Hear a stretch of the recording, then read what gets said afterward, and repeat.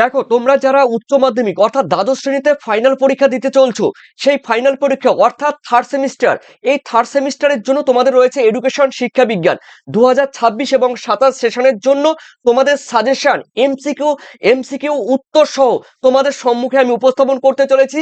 Final 100% MCQ উত্তর সহ তোমাদের সম্মুখে নিয়ে এসেছি। দেখো তোমাদের ইউনিট 1 পার্ট 2, এই ইউনিট 1 পার্ট 2 এর মধ্যে রয়েছে তোমরা জানো খ রয়েছে। এই খ রয়েছে যেই অংশটি সেটি রয়েছে, সেখানে রয়েছে জাতীয় শিক্ষানীতি।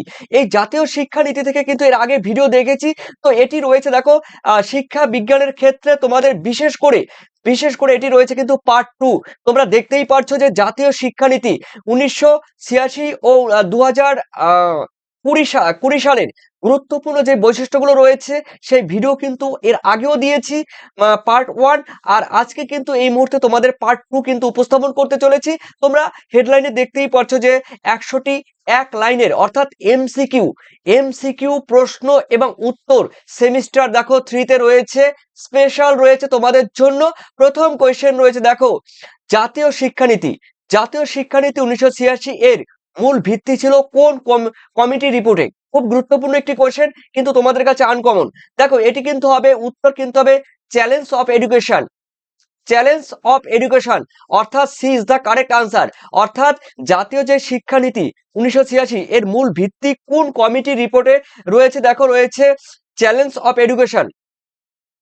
পরের কোশ্চেন আমরা দেখে নিচ্ছি, সেকেন্ড কোয়েশ্চেন রয়েছে 1986 সালের জাতীয় শিক্ষানীতি ভারতের কততম শিক্ষা নীতি? উত্তর কিন্তু হবে দেখো দ্বিতীয়।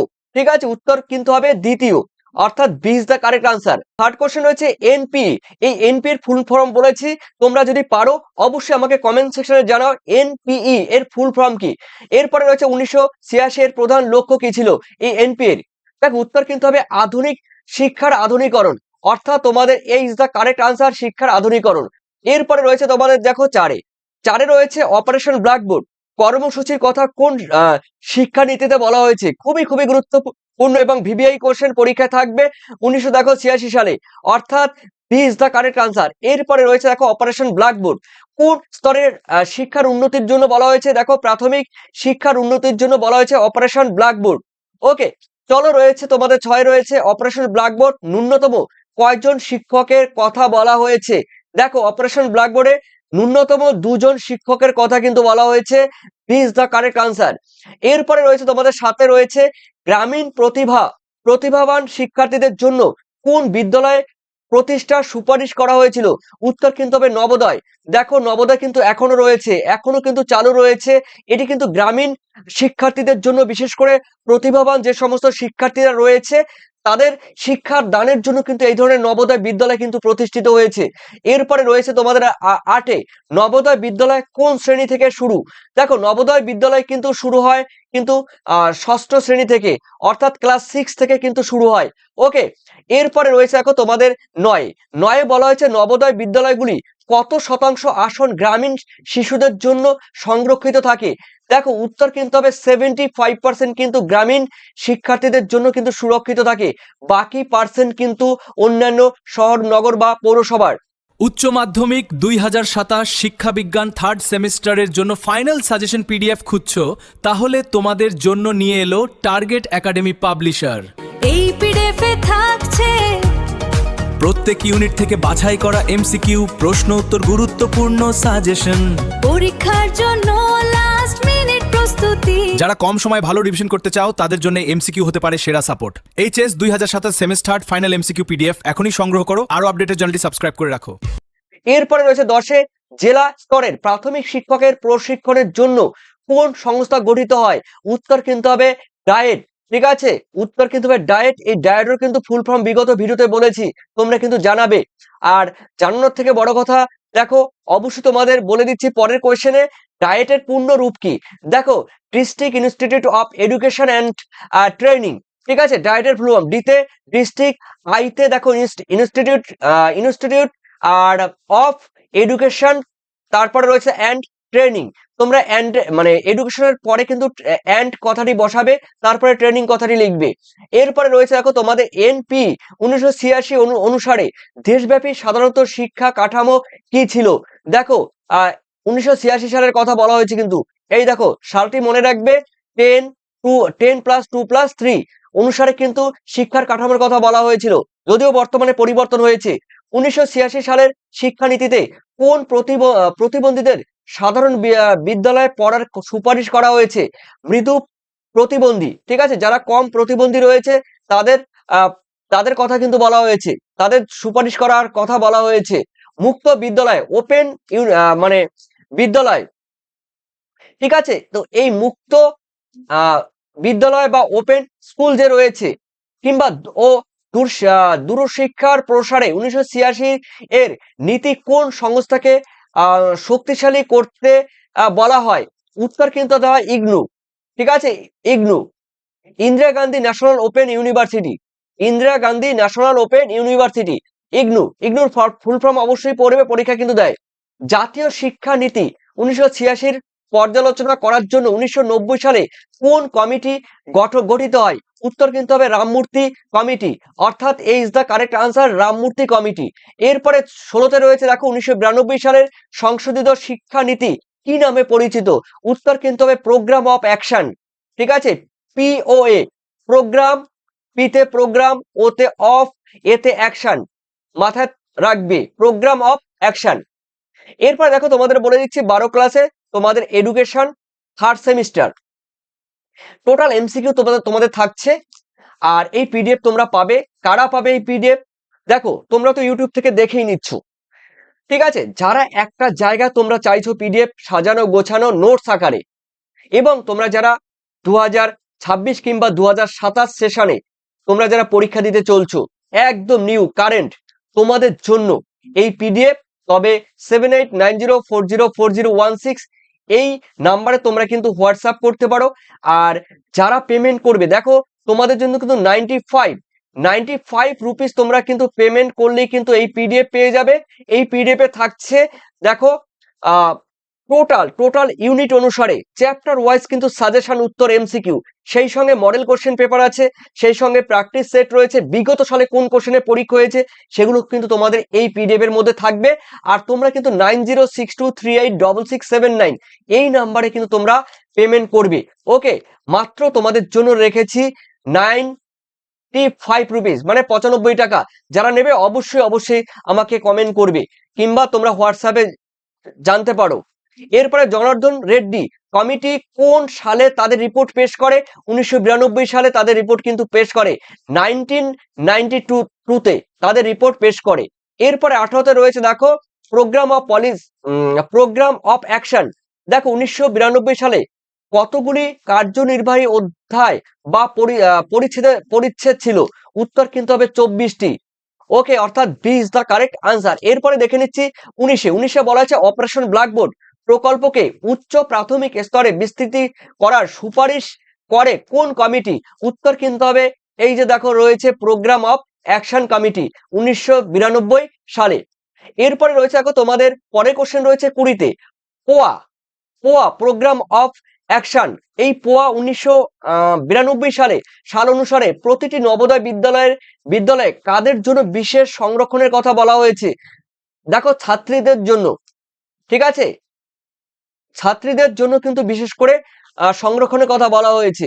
21 কোন শিক্ষানীতিতে প্রথম জাতীয় শিক্ষা ব্যবস্থা ন্যাশনাল সিস্টেম অফ এডুকেশন গড়ে তোলার কথা বলা হয়েছে? উত্তর কিন্তু হবে 1986 সালে। তোমরা জানো NPE।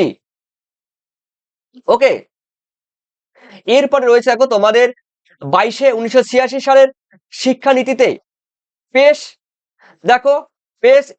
Setting school. এই দেখো পেশ সেটিং স্কুল বলতে বোঝানো হয়েছে, উত্তর কিন্তু হবে নবোদয় দেখো রয়েছে নবোদয় বিদ্যালয়, অর্থাৎ B is the correct answer. এরপরে রয়েছে তোমাদের 23 সর্বভারতীয় কারিগরি শিক্ষা পরিষদ AICTE কে সংবিধিবদ্ধ ক্ষমতা দেওয়ার সুপারিশ করে কোন নীতি? উত্তর কিন্তু হবে দেখো 1986 এর শিক্ষানীতিতে, অর্থাৎ তোমাদের রয়েছে C is the correct answer. এরপরে রয়েছে 24 গ্রামীণ বিদ্যালয় ও গ্রামীণ ইনস্টিটিউটের গড়ে তোলার কথা পূর্ণ ব্যক্ত করে কোন পরিকল্পনা? দেখো প্রোগ্রাম অফ অ্যাকশন 1992 সালে। ওকে, অর্থাৎ A is the correct answer. এরপরে রয়েছে দেখো তোমাদের 25-এ 1986 সালের শিক্ষানীতিতে প্রাক প্রাথমিক শিক্ষার নাম দেওয়া হয়েছে কি? দেখো নাম দেওয়া হয়েছে কিন্তু ইসিসিই, ঠিক আছে, অর্থাৎ তোমাদের এ ইজ দ্য কারেক্ট আনসার। এখন কথা হলো ইসিসি এর ফুল ফর্ম কি? দেখো ইসিসি এর ফুল ফর্ম হলো কি বলতো? Early childhood care and education. বোঝা গেল? ইতে রয়েছে আর্লি, আর্লি মানে প্রাথমিক বা প্রাক, আর্লি মানে প্রাথমিক বা প্রাক, চাইল্ডহুড মানে শিশুদের জন্য তোমরা জানো, তারপরে সিতে কেয়ার অ্যান্ড রয়েছে এডুকেশন, অর্থাৎ early childhood care and education রয়েছে এর ফুল ফর্ম। এরপরে 27-এ রয়েছে 1986 সালের শিক্ষানীতিতে কোন স্তরের শিক্ষায় বৃত্তিমুখীকরণের হার 25% লক্ষ্য করা হয়েছিল? উত্তর হবে কিন্তু উচ্চ মাধ্যমিকে, অর্থাৎ তোমাদের C is the correct answer. এরপরে রয়েছে দেখো তোমাদের 28-এ অপারেশন ব্ল্যাকবোর্ডের কর্মসূচির মূল উদ্দেশ্য কি? উদ্দেশ্য হলো প্রাথমিক শিক্ষার গুণগত মান ও পরিকাঠামোর মান উন্নয়নের জন্য কিন্তু দেখো অপারেশন ব্ল্যাকবোর্ড এই কর্মসূচির কিন্তু প্রধান উদ্দেশ্য। ভিবিআই খুবই গুরুত্বপূর্ণ প্রশ্ন। এরপর 29-এ রয়েছে জাতীয় শিক্ষানীতি 1986 এর রিপোর্টে মোট কতগুলি অংশ বা পরিচ্ছেদ ছিল? উত্তর কিন্তু হবে 12টি। ওকে, 12টি। এরপরে রয়েছে তোমাদের 30-এ জনার্দন রেড্ডি কমিটির কার নেতৃত্বে গঠিত হয়েছিল? উত্তর কিন্তু হবে জনার্দন রেড্ডির নামানুসারে এন জনার্দন রেড্ডির নামানুসারে কিন্তু তার নেতৃত্বে কিন্তু গড়ে উঠেছিল। এরপরে 31-এ রয়েছে স্বাধীন ভারতের তৃতীয় জাতীয় শিক্ষানীতি কোনটি? দেখো তৃতীয় শিক্ষানীতি রয়েছে দেখো তোমাদের 2020 সালে। এটি কিন্তু বর্তমানে খুবই গুরুত্বপূর্ণ এবং ভাইটাল। এই 2020 সালের দেখো ন্যাশনাল এডুকেশন পলিসি, এই ন্যাশনাল এডুকেশন পলিসি মানে জাতীয় শিক্ষানীতি, এই ন্যাশনাল এডুকেশন পলিসি জাতীয় শিক্ষানীতি যে 20, এই 2020 সালে খুবই ভাইটাল। এরপরে 32-এ রয়েছে কত বছর পর ভারতের নতুন জাতীয় শিক্ষানীতি এনইপি আনা হয়? উত্তর কিন্তু দেখো 34 বছর পর, 34 বছর পর কিন্তু আনা হয়। দেখো এখন কিন্তু 2020 সালে হয়েছে, এরপরে কিন্তু হবে 2030 সালে, এরপরে হবে 2040 সালে, অর্থাৎ 10 বছর পর কিন্তু এটা বর্তমানে করা হয়েছে।